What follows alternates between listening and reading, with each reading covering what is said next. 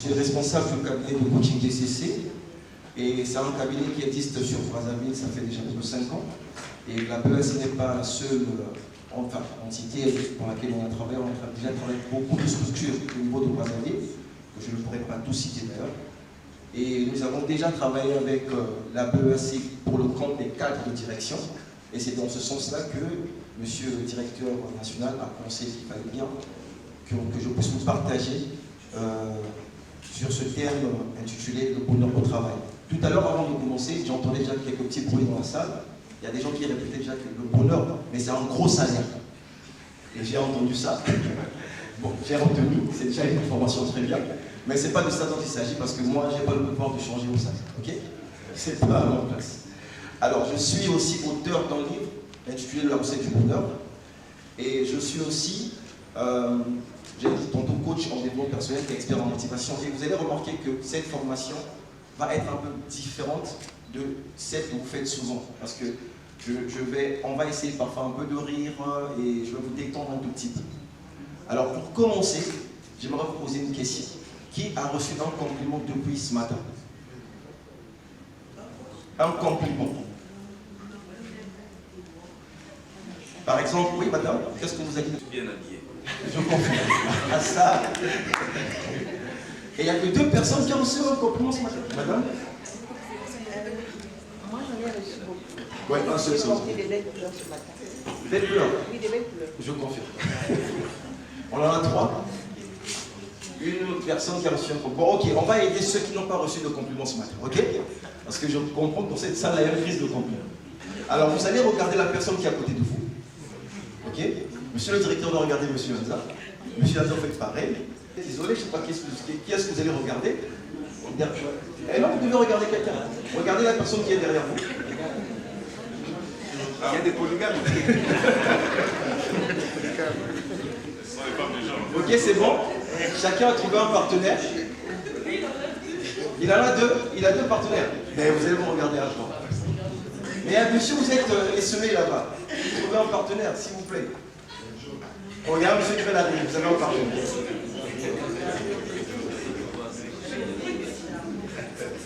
Ok. Alors, regardez ce que vous allez faire. Regardez. Tout à l'heure, j'ai retenu quelque chose de très important que monsieur le directeur vient de citer dans son allocution. Et il a dit que vous passez plus de temps au travail qu'avec vos membres de la famille. Et c'est une vérité. Parce que si vous avez 8 heures de travail ici, pour certains, quand vous rentrez chez vous, c'est le dodo. Parfois, on n'a même pas le temps de demander aux enfants comment s'est passée la journée. Ok? Alors, force est de constater que dans ce milieu pour lequel vous investissez plus de temps, vous recevez peu de compliments. Et très souvent, les gens sont enclins à blâmer ou encore à faire de reproches qu'à apprécier. Et je peux par ici, on faisait un coaching, comme je l'ai fait, comme on le fait souvent avec des entreprises privées où on doit accompagner les collaborateurs sur le développement personnel. Et on demande à une personne de faire une liste de possibilités ou encore de possibilités d'amélioration.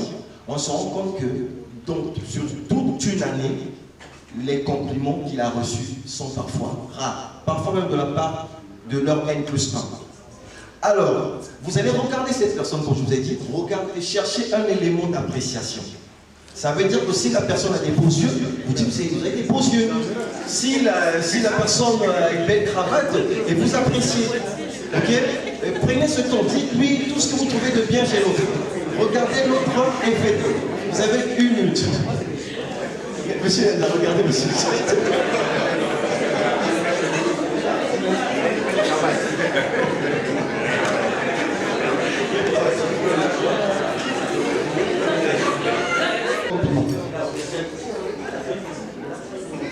Mais par rapport là-bas, personne n'a reçu un bon compliment de la part d'une personne. Bon, qui a reçu un mauvais compliment? Moi. Vous êtes... On m'a dit que mes yeux sont bouchés. Ok, alors, la suite. Vous allez faire cette fois-ci un autre geste. Vous allez serrer la main de la personne qui est à côté de vous en lui disant ceci. Je suis très content d'être assis à côté d'un champion.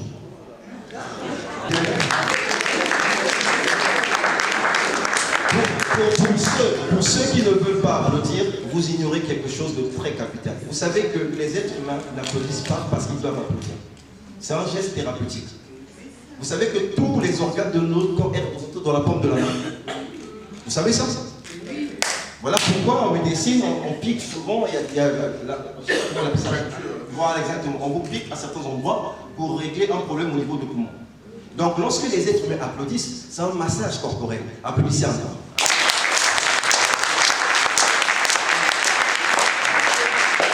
Merci.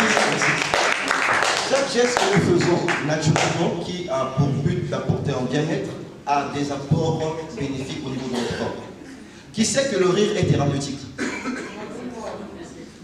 Vous savez, il y a des gens qui ont une tendance bizarre, ils pensent que lorsqu'ils se sentent comme ça, ils sont sérieux. Mais tu te détruis, c'est une ignorance. J'ai toujours dit, est-ce que c'est important de prendre du poison en espérant que quelqu'un d'autre puisse mourir? Vous savez qu'il y a des gens comme ça, ils consomment du poison et ils prient que l'autre meure. Ça va jamais arriver. Quand tu prends du poison, c'est toi qui crèves. C'est-à-dire, c'est comme, la colère est une émotion négative ou positive? Qui détruit qui? La personne qui la ressent ou la personne contre qui vous êtes en colère? Alors quand on est intelligent émotionnellement, on se rend compte des méfaits de la colère. Est-ce qu'on doit rester en colère tout le temps? Mais il y a des gens, vous savez qu'il y a des gens qui sont passionnés par la colère, qui n'aiment pas rire, qui pensent que rire ça les diminue. Alors que quand vous riez, ça vous fait du bien. Alors riez s'il vous plaît un tout petit peu. Ah, c'est des problèmes de oh là là. Merci. Ok, alors on applaudit encore. Alors là, vous avez compris que là, vous applaudissez très bien. Là, c'est très bien. Alors nous allons commencer. C'était juste pour planter le décor.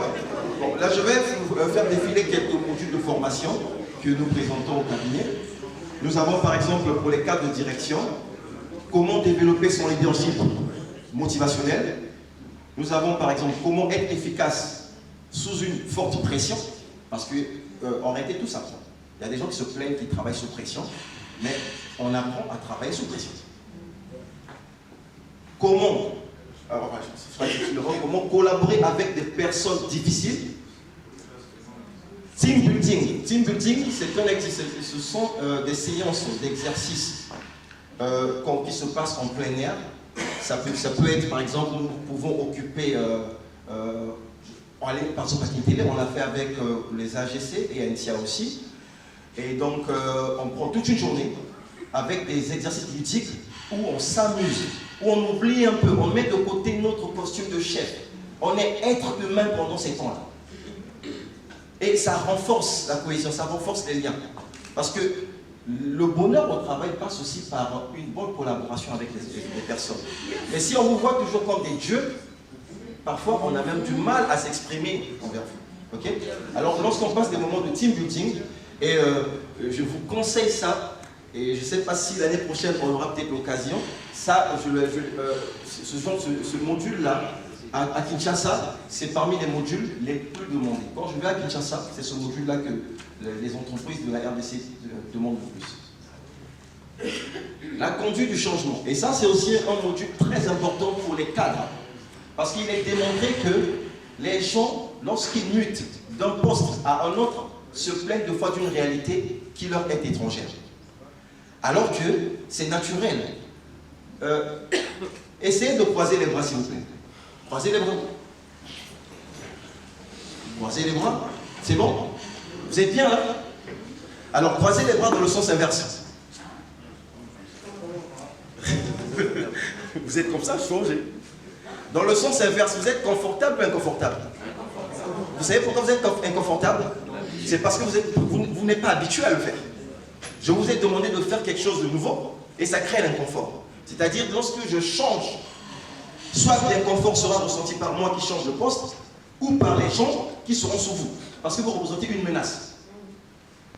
J'ai coaché des directeurs qui sont venus vers moi pour me dire non, mais depuis que j'ai eu accès à ce poste, les gens ne m'aiment pas.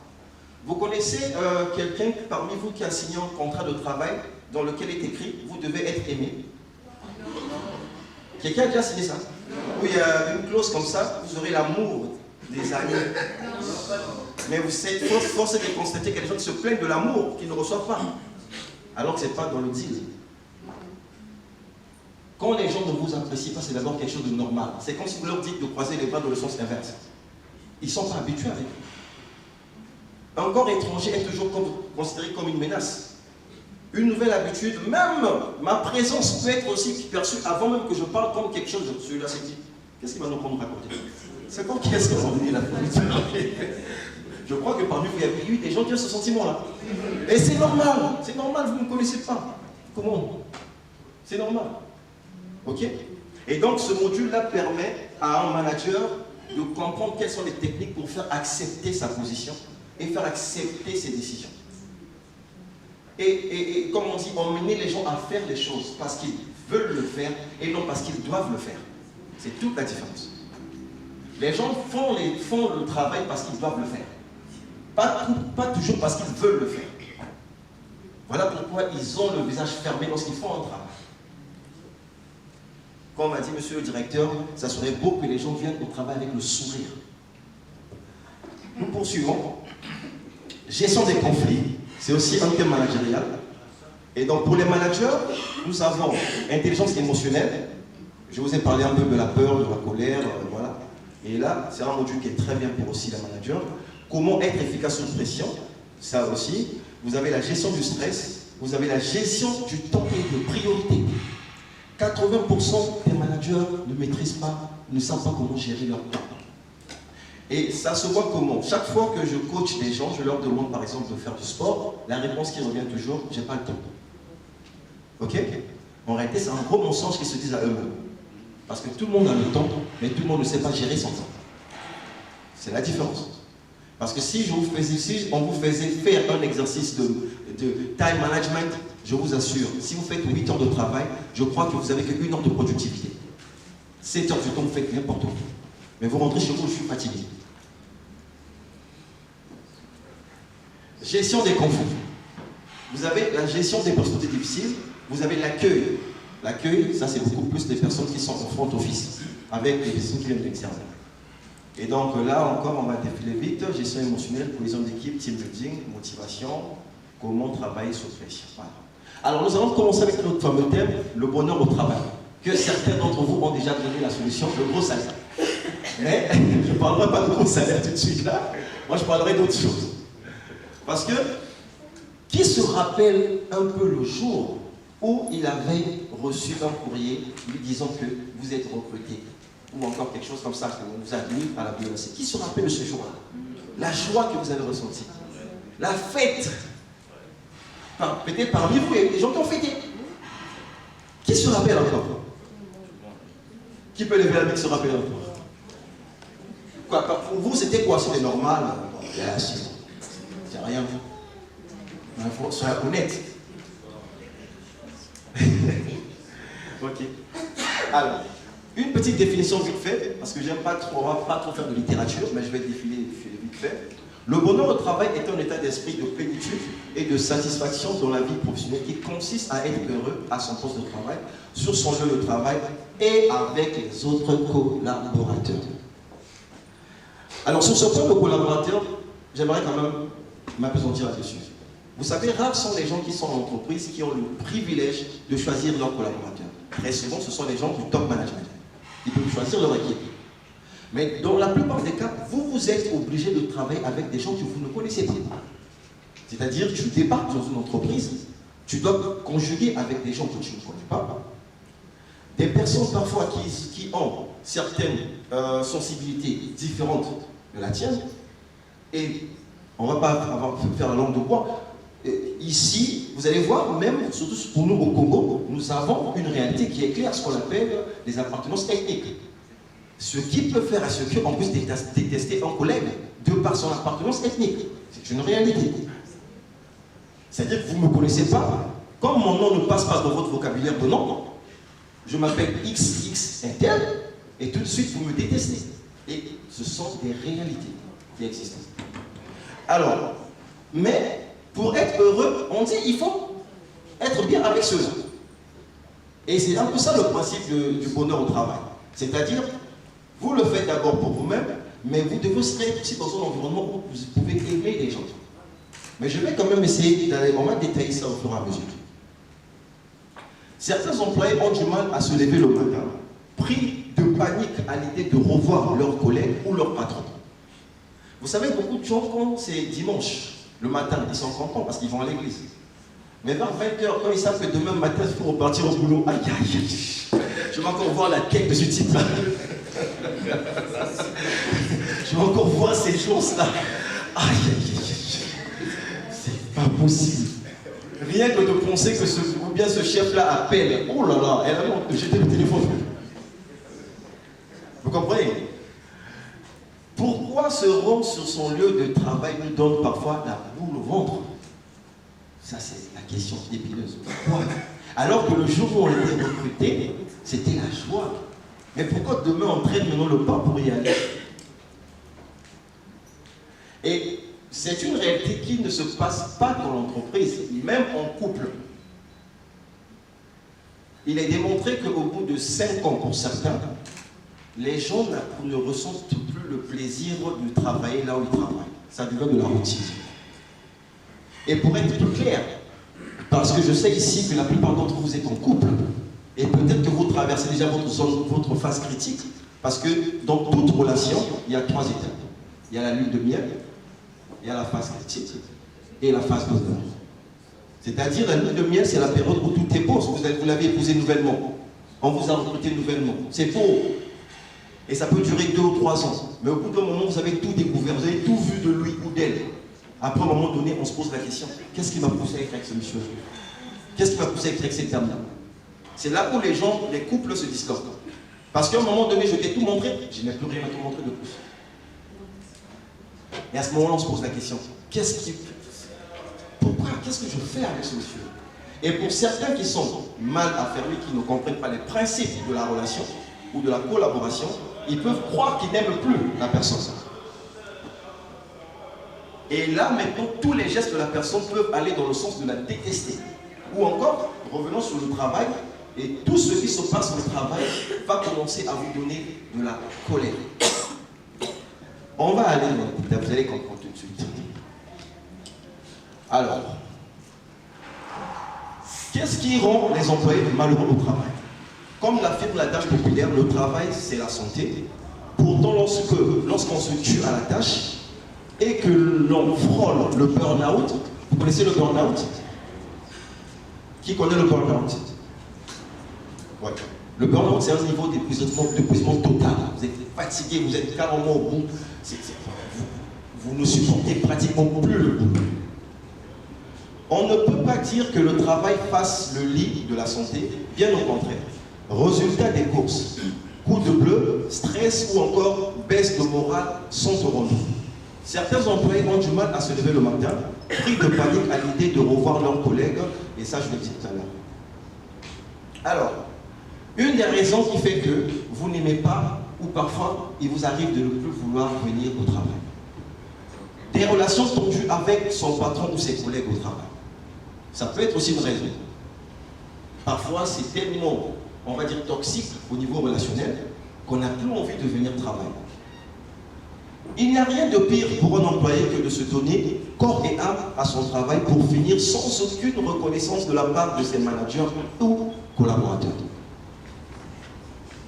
Et si il y a des managers ici ou des cadres ici, vous savez, je ne sais pas si c'est quelque part, je crois, je me rappelle plus trop là où il y a eu ce climat-là.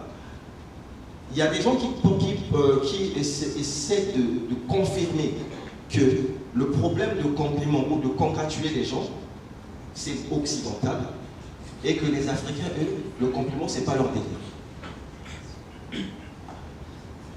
Vous savez, aujourd'hui, vous avez peut-être pour la plupart, vous êtes dans la quarantaine, est-ce que vous savez que les adultes ne sont que des enfants développés? Mais oui, on n'est que des enfants développés. C'est-à-dire, on a la barbe, mais notre âme, elle est toujours une âme d'enfant. Si vous avez un enfant qui emmène des bonnes notes, qu'est-ce que vous lui dites? Madame, vous avez un enfant? Madame à côté du monsieur en reste. Mais vous me regardez. Vous n'en avez pas? Madame, vous avez des enfants? Madame en lunettes, vous avez des enfants? Vous en avez? Quand ils apportent de bonnes notes, vous leur dites quoi? Offre des cadeaux, ok. Donc, encourage, exactement. Et comme les encourager, ils sont contents, je pense. Si monsieur le directeur ici, pour exemple, après avoir fait un bon travail et que vous encouragez, vous ne serez pas content? Ah, très, vous avez un superlatif. Ok? Ça veut dire quoi? Nous avons toujours faim de compliments. Les compliments ne doivent pas toujours être un geste, genre un cadeau, mais juste le mot merci. Le mot merci, aux États-Unis, on appelle ça magic word. C'est-à-dire, c'est le mot qu'un employé devrait utiliser plus que n'importe quel mot dans la journée. Merci. J'ai assisté à un séminaire aux États-Unis avec les coachs là, où on a pris plus de 3 heures de temps à traiter que comment dire merci. Et pourtant, les Occidentaux, ils ont déjà ce réflexe de dire thank you. Mais ils apprennent encore aux gens à dire merci. Alors, comment? Qui a dit merci? Merci, parce qu'on peut le comprendre. Ok. Peut-être que, bon voilà, on ne pourra peut-être pas vous poser comme question de temps en temps, mais il y a souvent quelques pistes, quelques techniques pour emmener un collaborateur à être motivé en lui parlant un peu de sa famille. Et pour vous expliquer ça, je vais encore vous poser une question, et parmi vous, si quelqu'un a la réponse, il lève la main. Entre vous aimez vous et détestez votre enfant, ou aimez votre enfant, vous détestez, vous choisirez quoi? Je répète. Entre que je vous aime vous, mais je n'aime pas votre enfant, je déteste votre enfant, ou j'aime votre enfant, je vous déteste. Vous choisirez quoi? Deuxième option, c'est quoi? Aimer mon enfant et me détester. Naturellement. Naturellement. Parce que si tu aimes mon enfant, quelque part tu m'aimes. Je m'en fous de ce que tu me fais. À partir du moment où tu fais le bien à mon enfant, c'est comme si tu le fais à moi. Mais tu ne peux pas me dire tu me fais du bien et tu fais du mal à mon enfant. Ça, je ne l'accepte pas. Ok? Voilà pourquoi certains coachs, un coach m'avait dit, si vous comprenez ça, il dit, voilà pourquoi, selon lui, Dieu ne veut pas qu'on l'aime lui. Dieu veut que vous aimez ses enfants, c'est-à-dire les personnes comme vous. Parce que si vous les aimez, il préfère que vous aimez les gens qui sont comme vous, que vous l'aimez lui. Parce que si vous aimez ceux que lui il a créés, quelque part c'est comme si vous l'aimez. Mais il y a des gens qui disent qu'ils aiment lui là-bas, mais les gens autour d'eux ils n'aiment pas. Vous voyez, vous comprenez? C'est aussi simple que ça. Alors, ça emmène aussi un principe managérial. Imaginez un seul instant que vous avez un collaborateur qui travaille avec vous pendant des années, mais vous n'avez jamais su même le prénom de son enfant. Imaginez une seule question comme ça, madame arrive au service, je dis, ah, mais comment va Olivier? Vous savez, quand on pose la question sur votre enfant, vous souriez. Qui a déjà vécu ça? C'est naturel, dès qu'on pose la question sur mon enfant, et là vous allez parfois dire, oh le petit là, oh, le bandit là, il a encore cassé des trucs à la maison, le petit là, s'il était tué. Et là, ça, parce qu'on parle quand même de quelqu'un qui est là dans votre cœur. Et là, le collaborateur peut se donner à fond, comme le fameux exemple cité par monsieur. Et il y a un vieux papa qui a toujours travaillé, il est jardinier. Et le vieux là a vu passer devant lui plusieurs présidents des États-Unis. Et tous ces gens-là, quand ils étaient dans la Maison Blanche, lorsqu'ils jouaient au golf, c'était toujours « Bonjour monsieur, vous allez bien ?» C'est tout. Mais Obama, lorsqu'il a été président, il a tout fait, il dit que c'est inspiré du premier président américain, de Abraham Lincoln, qui avait cette capacité à retenir les noms. Et c'était un génie sur les noms des gens, il connaissait pratiquement tout le monde. Et lui, un jour, il appelle le jardinier là par son prénom. Le monsieur là a tressailli. Et il a dit ce jour-là, il pouvait travailler pour Obama gratuitement. Parce qu'il l'appelait par son prénom. Il dit, de toutes les années qu'il a passées, personne l'appelait par son nom. D'où on dit que le nom d'une personne est la mélodie la plus agréable qui lui est donnée d'entendre. Voilà pourquoi des humains payent de l'argent pour que leur nom soit cité. Pour ceux qui vont dans des boîtes de nuit le savent. Vous payez 1 million pour qu'on dise ce nom, monsieur Patrick est dans la partie. Juste pour entendre ça. Quelqu'un va payer parfois 10 millions pour que son nom soit cité dans un album. C'est tout ce qu'il veut. Parfois, nous, on connaît des noms des gens, de fois on ne connaît pas les visages. Didi Kinoa, je ne le connais même pas. Mais on entend tellement le nom. Et lui, c'est son plaisir que le nom soit connu. Les Égyptiens ont bâti des pyramides pour que leur nom ne soit pas effacé. Et ne blaguez pas avec le nom d'une personne. Alors, on va avancer. Troisièmement, ce qui peut pousser une personne à ne pas aimer, à être malheureux au travail, parce que là nous commençons par le mauvais côté, après nous allons aller du bon côté, vous allez être surpris. Ça s'appelle mauvaise gestion de son imagination. Et ça c'est, je veux dire, la raison la plus fréquente qui fait que les gens soient malheureux sur le lieu du travail. Mauvaise gestion de l'imagination. Je vous raconte une histoire. Toujours, puisque à mon métier me donne cette opportunité de fréquenter des gens dans le milieu professionnel qui me présentent des problèmes au niveau du travail. Et j'ai eu à travailler avec un monsieur, enfin c'était une dame, qui m'a été recommandée par son directeur parce que le monsieur remarquait que cette dame-là était maintenant de moins en moins performante. Il a demandé, non coach, il faut travailler avec cette dame. C'était quelqu'un qui était vraiment très engagé, mais je n'ai pas compris, depuis un certain temps, elle n'est pas là, quoi. Elle n'est pas là. On a l'impression que c'est comme si on avait retiré son esprit, on a mis un autre esprit.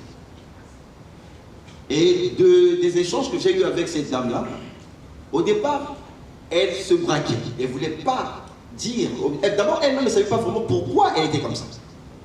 Et des séances de coaching, après je me suis rendu compte, on s'est mis d'accord que tout est parti d'un problème au niveau de son imagination.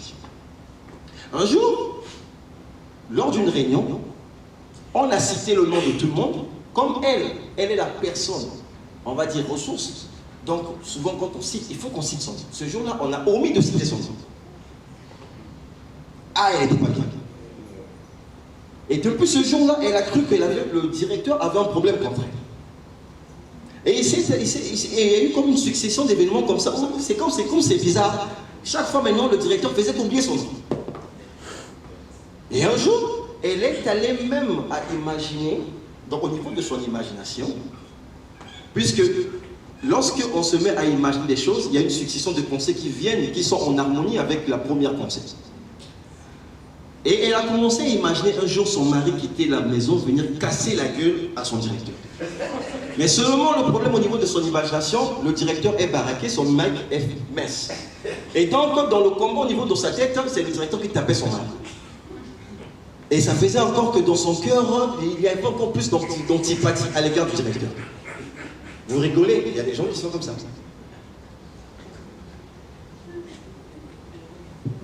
Mais regardez. Dans cette catégorie, on trouve des gens qui se sont fabriqués, plutôt, des ennemis imaginaires. Vous savez que les gens qui ont des ennemis imaginaires. Ennemis imaginaires, c'est-à-dire tu n'as rien fait. Vous ne vous connaissez pas, mais il te prend pour son ennemi. Surtout chez les dames, c'est très récurrent. Tu es venu avec un habit, tu t'es habillé parce que tu veux bien t'habiller selon ton humeur du jour. Mais elle va croire que c'est un conflit, que tu viens pour montrer des vêtements.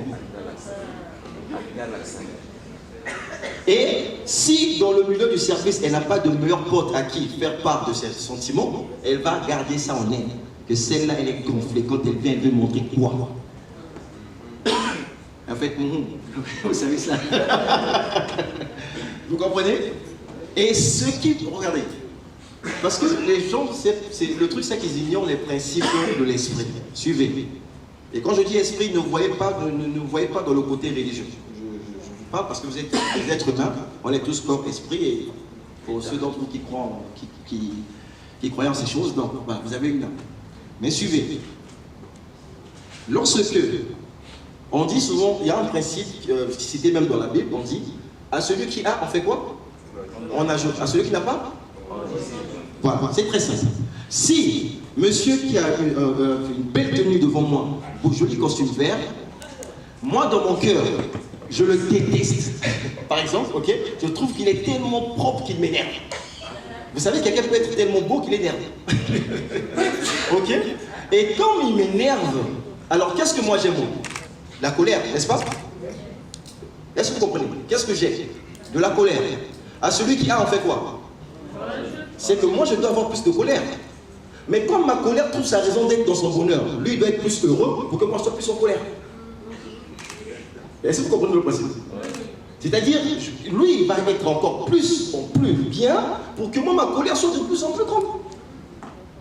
Voilà pourquoi on dit qu'il faut bénir les gens qui ne vous aiment pas. Parce qu'ils contribuent à votre évolution.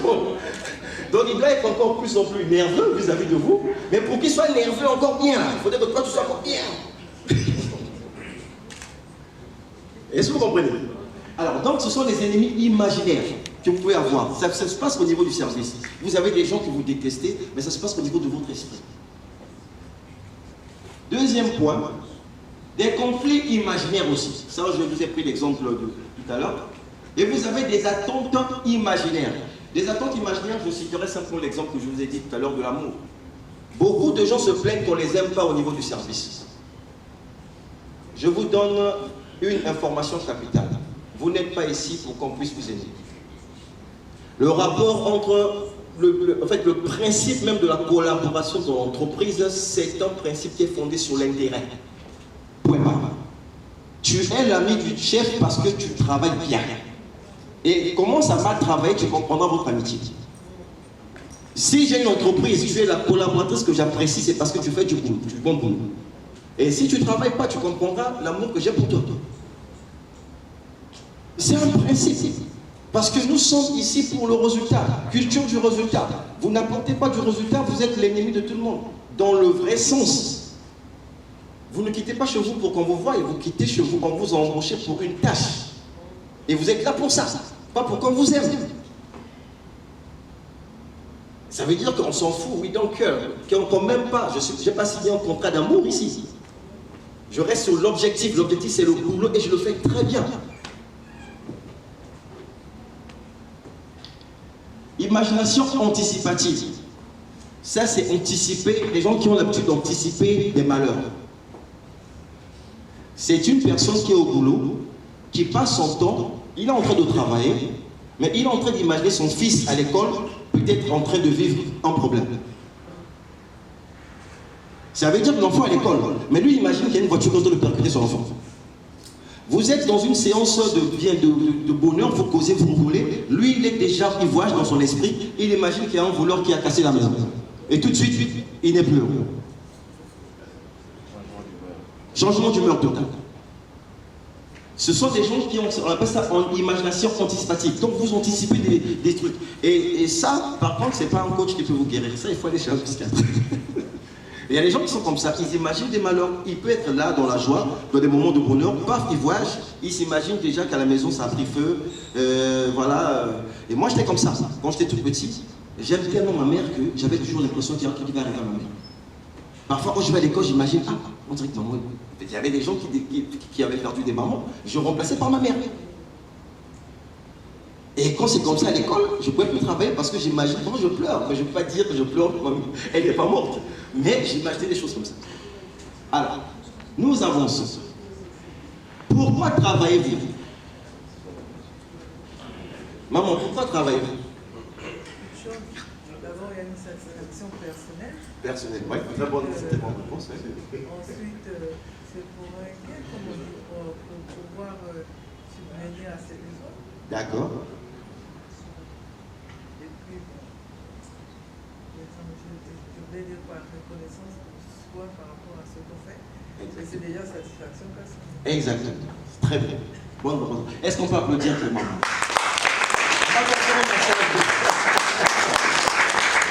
Ok, merci.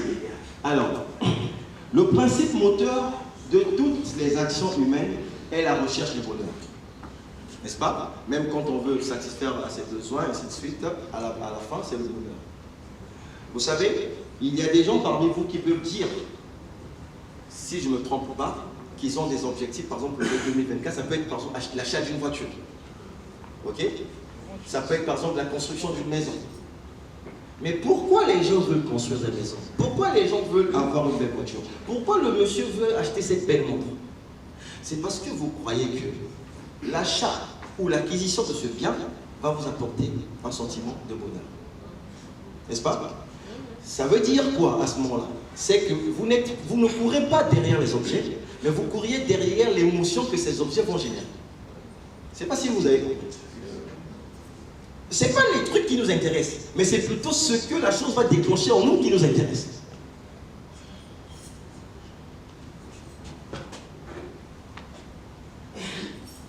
Motivation objective. Et là encore, c'est juste simple, c'est pour vous montrer que au niveau même de la motivation, vous avez l'ensemble des motifs d'une action, c'est-à-dire pour que vous fassiez des choses, certainement vous avez peut-être besoin d'un gros salaire, comme l'a dit mon frère, que je répète toujours, ou encore d'une promesse. Et ça, ce sont des gens qui vivent au niveau extérieur, qui ne sont pas développés sur le plan mental. C'est-à-dire ce sont des gens, pour qu'ils fassent des choses, il faudrait que l'environnement les incite à le faire. Ça peut ressembler à un jeune homme qui doit par exemple entreprendre quelque chose, mais il attend que les conditions soient pénibles afin d'agir. Et là, il est au niveau de la motivation objective. Et ça, souvent, ce sont des gens qui ne peuvent pas être des bons collaborateurs sur la durée. Parce que toute leur motivation est basée sur le ça. Or, il s'avère qu'autour de vous, c'est comme des gens qui mettent, on va dire, l'huile dans une lampe. Mais ces gens-là ne seront pas toujours là. Quand ils ne sont pas là, c'est comme des gens dans un service, quand le directeur est là, on les motive. Dès qu'il n'est pas là, quand on dit quoi, quand le chat n'est pas là, les souris dansent. Mais lorsqu'on est au niveau de la motivation subjective, ça veut dire que c'est l'état psychologique qui suscite une action. Ça veut dire quoi? Je ne suis pas bon pour plaire à mon chef, mais je suis bon parce que je comprends l'intérêt personnel derrière le fait d'être bon. C'est comme un homme. Je ne serai peut-être pas, je ne suis pas fidèle vis-à-vis de ma femme parce que j'ai peur d'elle, mais je développe la fidélité pour développer un caractère en moi, quelque chose qui me dépasse. Je ne suis pas meilleur collaborateur parce que je veux prouver. Et j'aime bien prendre un exemple de la secrétaire, vous allez comprendre. Souvent, les secrétaires sont des gens qui sont entre le chef et les clients, et l'environnement extérieur. Et vous avez une secrétaire ou un secrétaire qui, un jour arrivé au service, après quelques échanges avec son chef, le chef a bien remonté les bretelles. Alors, copieusement, elle était pratiquement là, elle sort du bureau du chef pour des faits qui sont avérés, bien sûr. Elle sort de là, elle revient à son poste, elle commence à repercuter tout ce qu'on a balancé. Le chef l'a balancé sur les gens qui viennent voir le chef. Dès que quelqu'un arrive, ah, quand on a. Tout ça de toi.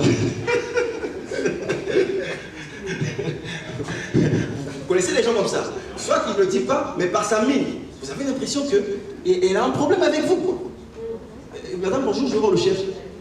Déjà, elle ne te regarde pas, elle ne sourit pas. Comme on dit, celui qui ne sourit pas doit fermer boutique. Proverbe chinois. Elle ne sourit pas. Elle est là, voilà. Bon, regardez un truc. Ce qu'elle, elle ignore, elle croit qu'elle fait du mal à son chef. C'est de l'ignorance.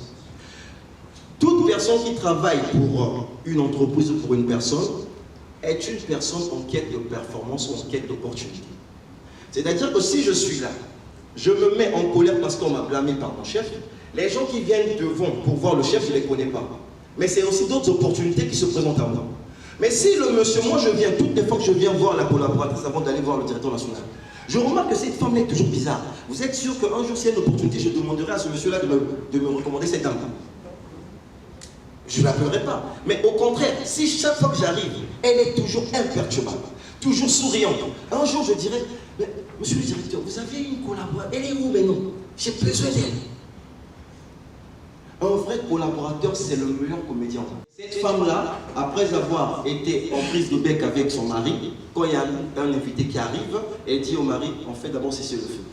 Elle essuie les larmes, elle va ouvrir la porte et dit, bonjour monsieur. Et le monsieur, quand il repart, il dit, j'ai jamais vu ce couple-là en conflit. Alors, selon Platon, être heureux, c'est avoir ce qu'on désire. Bon, là, maintenant, on va aller sur la formule, la fameuse formule qui va vraiment... Alors là, j'aimerais attirer votre attention. Vous allez comprendre. Et du coup, vous voulez l'épouser. Ça veut dire que vous la désirez parce qu'elle vous manque. Et si vous comblez le manque, vous serez heureux. Ok? On est d'accord là-dessus? Regardez. Pas vraiment, je répète. Quand vous étiez chômeur, vous désirez le travail, non? Parce que le travail vous manque. N'est-ce pas? Est-ce que je désire le travail parce que le travail me manque. Et je crois que quand j'aurai le travail, je serai quoi? Mais vous avez cru ça un jour. Quand on vous a dit que vous y êtes recruté, vous vous êtes dit, voilà le bonheur, voici le bonheur. Je vous assure, vous avez dit ça. Et même parmi vous, les gens qui sont mariés, le jour où tu t'es marié, tu as dit c'est le jour le plus heureux de ma vie. Mais qu'en est-il qu'aujourd'hui, tu te plains de cet examen? C'est allé où ce discours-là? Mais regardez maintenant, vous allez comprendre que quand vous êtes parfois malheureux, ça tient à un principe simple. Suivez. Comme le désir, c'est ce qui me manque, et que quand j'ai ce qui me manque, ça me rendra heureux. Mais si j'ai ce que je désire, est-ce que ça me manque encore? Ça veut dire que je ne le désire plus. Ok? Donc je l'aime plus. Santé, il faut faire du sport. Mais combien font le sport? C'est comme savoir que pour que je sois peut-être promu directeur, il faudrait que je fasse telle chose. Mais je ne le fais pas. Mais je me plains, pourquoi je ne le suis pas?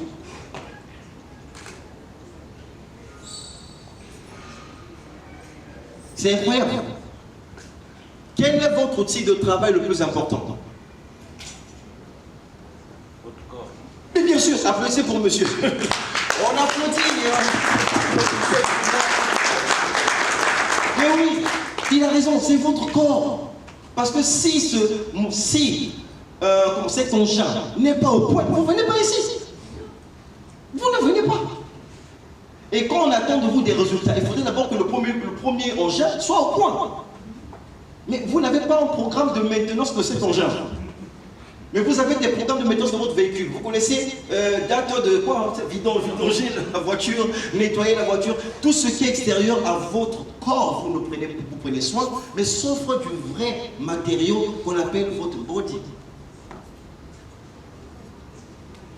Vous savez que, vous allez lire un tout petit peu là, quelles sont les conséquences de ne pas faire du sport? De toute façon, je vais vous balancer ces diapos. Je vais donner ça aux ressources humaines et qui vont vous envoyer. Vous allez lire. Par exemple, cette phrase-là, 10 ans de sédentarité vont augmenter vos risques d'être atteint d'une maladie cardiovasculaire. Vous savez qu'au milieu de l'entreprise, c'est le seul milieu où on enregistre plus des maladies, des problèmes au niveau AVC, machin. Vous savez ça? Mais pourquoi? Je ne dis pas que si vous le faites, ça va... En fait, on ne parle jamais d'éradiquer, mais de baisser. Les maladies cardiovasculaires sont très rares dans le monde sportif. Les personnes qui... Et puis, en fait, c'est tellement simple à comprendre. Pour ceux d'entre vous qui avaient déjà été au village, vous allez remarquer qu'au village, c'est rare de voir une femme forte. Alors, vous comprenez l'euphémisme, non? Je ne veux pas dire grosse, je dis forte. Parce que dire grosse, ça fâche un tout petit. Quand on va au village, nos mamans au village, elles sont minces. Ok? Pourquoi? Parce que la vie du village, c'est un sport en soi. Le matin, elle va au champ. Et on était comme ça, on n'avait pas besoin de nous dire de faire du sport. Mais maintenant, avec le confort de la ville, tu as une voiture, tu as un bureau climatisé. Dès que tu quittes ton bureau, tu marches, d'abord tu ne prends pas les escaliers, tu prends l'ascenseur. Tes pieds ne fonctionnent même pas. Directement, tu es dans la voiture. La voiture, tu arrives maison. Et même pour soulever un seau, tu as même quelqu'un qui soulève le seau pour toi. Canapé. Tu tentes et tu crois que tu es bien, mais tu te détruis. C'est une forme d'ignorance grave. Ce qui m'avait étonné quand j'étais aux États-Unis, c'était un constat à l'inverse. Quand tu vois quelqu'un qui est bien, genre musclé, machin, mince, c'est un riche. Mais quand tu vois, d'abord l'Amérique c'est un pays des gros. Les gens sont gros en Amérique. Mais quand on voit quelqu'un qui est gros, on sent qu'il vit mal, c'est un pauvre. C'est bizarre. On dit, tout de suite quand il est gros, on sait qu'il est pauvre. Mais pourquoi ceux qui sont entre guillemets riches sont machins? C'est parce qu'ils comprennent qu'il y a le travail au niveau des ressources de l'argent, il y a aussi le travail au niveau du matériel qui est le plus important du corps. Mais on vous a mis une salle de sport ici par exemple. Ça fait partie des rares structures qui ont une salle de sport. Moi je fréquente votre salle de sport, mais je ne sais pas combien de personnes de ces entreprises je vois là-bas. Même pas 10%, peut-être même 2% du personnel. Quand vous finissez, je suis fatigué, il faut aller à la maison. Comme on dit toujours, tout le monde veut aller au ciel, personne ne veut mourir. Tout le monde veut être en santé, personne ne veut faire le sport. Tout le monde veut gagner beaucoup d'argent, personne ne veut travailler. Vous voulez les résultats, mais vous ne voulez pas le prix à payer. C'est pas possible. Et vous vous reposez sur des excuses du genre conséquent. Ça va aussi affecter votre confort de vie en affectant le tonus musculaire et surtout une augmentation de la masse grasse. Vous savez, nous, au Congo, quand quelqu'un est gros, on dit que c'est la santé. N'est-ce pas? Mais en réalité, excusez-moi, je ne veux pas blesser certaines personnes, mais en réalité, vous êtes un sac de déchets qu'on ne vide pas. Non, je suis un peu très dur, excusez-moi, je ne suis pas... Restez dans le cours, hein, je ne suis pas en train d'insulter quelqu'un, mais j'explique en fait. Vous connaissez le système, l'hépatique est le seul système de notre corps qui ne fonctionne pas avec un organe qui régule ça. Parce que le cœur, par exemple, pompe le sang pour que le sang puisse circuler au niveau du corps pour alimenter toutes les parties de notre corps avec des nutriments, tout ça, tout ce que le corps a besoin. Mais le système lymphatique, c'est le seul système qui s'active lorsqu'on est en activité. Parce que quand vous mangez, votre corps ne prend peut-être que 10% de ce que vous mangez. 90% sont les déchets. Mais quand vous ne faites pas de sport, ça s'accumule et vous grossissez. Ça veut dire que vous avez la poubelle, et la poubelle, vous avez... C'est un sac de déchets. Vous ne videz pas votre poubelle. Je vous dis... Je dois vous dire la vérité, mes frères. Et quand vous faites... Pour ceux qui font le sport, ils le savent. Lorsqu'on transpire à grosse coude, on transpire trop bien, on sent un état de bien-être. On se sent bien. On a l'impression qu'il y a quelque chose qui est sorti de notre corps. La sueur que vous voyez là, ce sont les déchets. Tout ça, vous allez dire. Favoriser la bonne humeur. Le sport favorise aussi la bonne humeur. Parfois vous êtes colérique, c'est ça parce que vous ne faites pas du sport. Mais oui, bien sûr, vous n'allez pas chercher le sorcier loin, vous ne faites pas de sport. On dit, l'exercice se rend de bonne humeur. En effet, en stimulant diverses substances chimiques du cerveau, il le rend plus heureux et plus calme. En outre, le sport influence positivement la confiance en soi. Ainsi, si vous pratiquez régulièrement le self-défense à Paris ou tout autre type de sport, vous vous sentirez mieux dans votre corps et ainsi de suite. Vous voyez quand même une dame qui sourit, parce que là, elle est bien dans sa peau. Bon, je n'ai pas dit que vous étiez mal dans votre peau, hein. J'ai parlé de cette dame. Ok.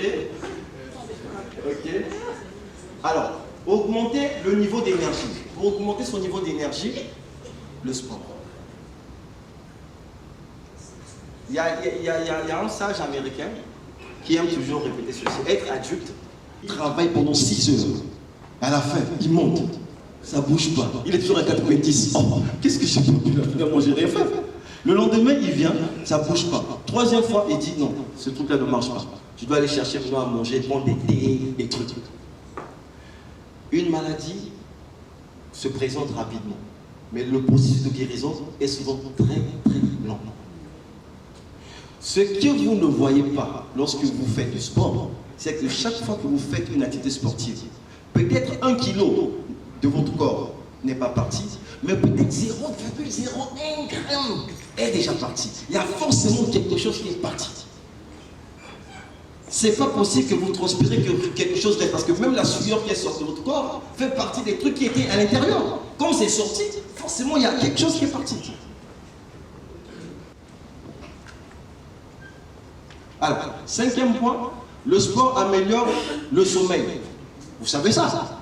Après une bonne activité physique, je vous assure, on a envie de dormir. Alors on dort très bien. On n'a pas besoin de dire va dormir tôt, mais tu es déjà fatigué, tu as envie du repos. Ce n'est un secret pour personne. L'exercice physique améliore le sommeil. En effet, faire du sport régulièrement permet de s'endormir rapidement et de dormir plus profondément. Attention toutefois, mieux vaut éviter de faire de l'exercice juste avant de plonger sous la couette. Vous n'arriverez pas à dormir. On ne dit pas de le faire tout de suite avant de dormir. Vous le faites bien avant, peut-être 4 heures avant, vous avez fini votre sport à 18 h. Et quand vous allez rentrer une bonne douche, prenez un petit repas, léger et vous aurez sommeil tout de suite après. Il y a aussi ça. L'exercice sportif améliore la vie sexuelle. On est en adulte, il faut qu'on vous en parle. C'est vrai, ça a été prouvé que les sportifs sont des personnes qui sont très souvent peu victimes des problèmes, entre guillemets, que vous connaissez. Il m'a dit c'est vrai en plus. D'accord. Et puis ça fait partie de la vie, c'est un besoin et ça fait partie aussi de la performance parce que il est démontré que les personnes qui sont heureuses dans ce domaine-là, très souvent ils sont performants au niveau du service. Eh bien oui, c'est pas moi qui le dis, c'est biologique, voilà. Voilà. Mais faire le sport, ça aide beaucoup par rapport à ça. Voilà. Voilà, on a vu les hommes, on sent que les hommes. Alors, pour développer, pour cultiver son bonheur, le deuxième point, le premier point c'était l'activité sportive. Deuxième point c'est développer l'optimisme. Alors regardez, les personnes optimistes sont plus ouvertes au monde car elles voient des opportunités là où les autres ne perçoivent que des... Est-ce que vous comprenez? Vous savez, dans le monde de l'entreprise, surtout avec ma petite expérience dans ce métier, si vous pouvez écrire un livre sur le comportement du Congolais, la critique. Un gars qui aime critiquer, ils aiment... C'est-à-dire qu'ils veulent tout ce que l'autre... Vous savez, il y a des gens qui peuvent battre du revers de la main votre idée parce que seulement, ils ne vous apprécient pas. Ça n'a rien à voir avec votre idée. C'est la personne que vous êtes qui ne colle pas. Vous êtes la personne qui ne passe pas dans son logiciel mental. Donc quand tu racontes ton idée, pour lui, c'est déjà faux. Et vous allez voir des gens qui aiment toujours dire que c'est faux là. Ils parlent beaucoup et ils insistent. Ils ne proposent rien. Ils peuvent passer toute une réunion vous expliquer pourquoi les choses ne vont pas marcher. Vous connaissez Henry Ford? Vous connaissez Henry Ford? Ici, c'est écrit pessimiste permanent. C'est le genre de monsieur, lorsqu'il fait quelque chose de mal, il s'auto-flagelle, il s'auto-critique. Ah, on dirait que je suis con. Hein? Ah, je suis très idiot. Je suis très nul. Mais l'optimisme provisoire va essayer de contextualiser l'erreur au niveau du temps. C'est-à-dire, au lieu de dire je suis nul, il dira je n'ai pas été à la hauteur de cette situation. C'est pas parce que tu as échoué sur un aspect de ta vie que tu es nul. C'est comme les parents qui confondent l'identité à un comportement. Ton enfant a eu 0 à l'école. C'est un comportement. Mais il n'est pas idiot. Être idiot, c'est une identité.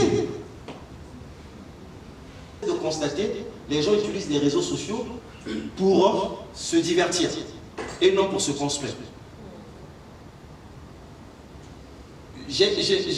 Le métier que je fais, souvent je donne des conférences à des entreprises à partir des informations que j'ai reçues par exemple sur YouTube avec 500 points de connexion. C'est-à-dire un cours que je peux donner qui peut coûter beaucoup d'argent, mais je l'ai suivi et je l'ai donné. Et parfois c'est une formation qui peut te coûter peut-être 10 $ avec une certaine connexion, mais combien de gens le savent? Parfois même sur votre poste, pour terminer. Vous savez, il y a des gens qui travaillent en entreprise qui se plaignent qu'ils n'avancent pas, c'est-à-dire qu'ils ne progressent pas. Il dit que je suis ancien, ça fait 10 ans que je travaille à la banque. Et j'ai 10 ans d'expérience. En réalité, la personne n'a pas 10 ans d'expérience. Beaucoup d'entre vous ont une année d'expérience répétée pendant 10 ans. Et non 10 ans d'expérience. C'est différent. C'est quoi une année d'expérience répétée pendant 10 ans? Ça ressemble à la maman qui vend les beignets dans le quartier, qui prépare les beignets de la même manière, de la même marmite, dans le même cas, pendant 10 ans. Aucune perspective d'amélioration. Et elle fait pendant 30 ans, elle va vous dire j'ai 30 années d'expérience. Non, faux. Madame, vous avez une année d'expérience répétée pendant 30 ans. La preuve, si vous avez un téléphone iPhone, est-ce que iPhone est sur son premier modèle? iPhone a fait plusieurs modèles de téléphone avant. Et ça ne fait que progresser. Voilà pourquoi iPhone a 10 ans ou 100 ans d'expérience dans le domaine. Parce qu'il y a eu de l'amélioration.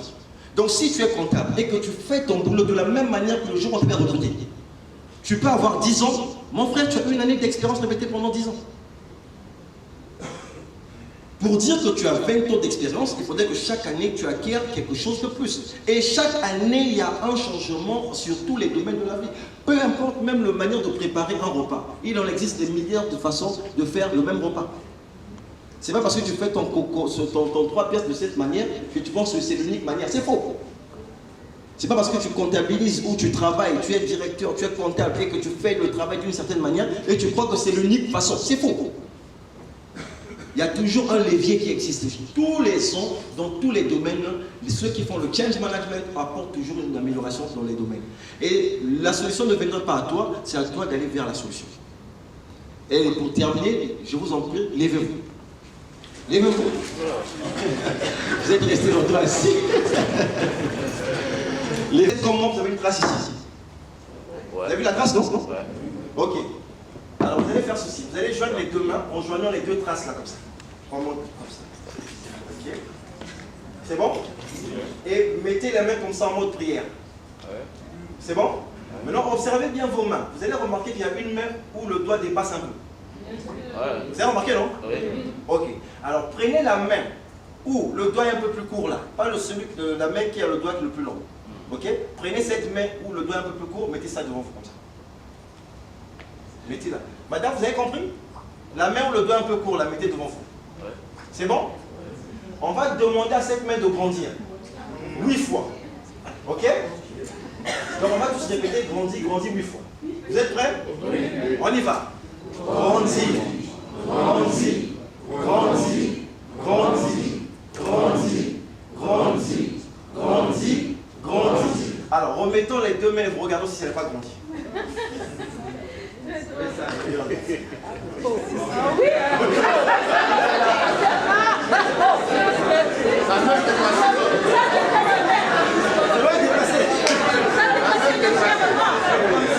Mais chez qui ça a dépassé? Levez la main. Bon, ok.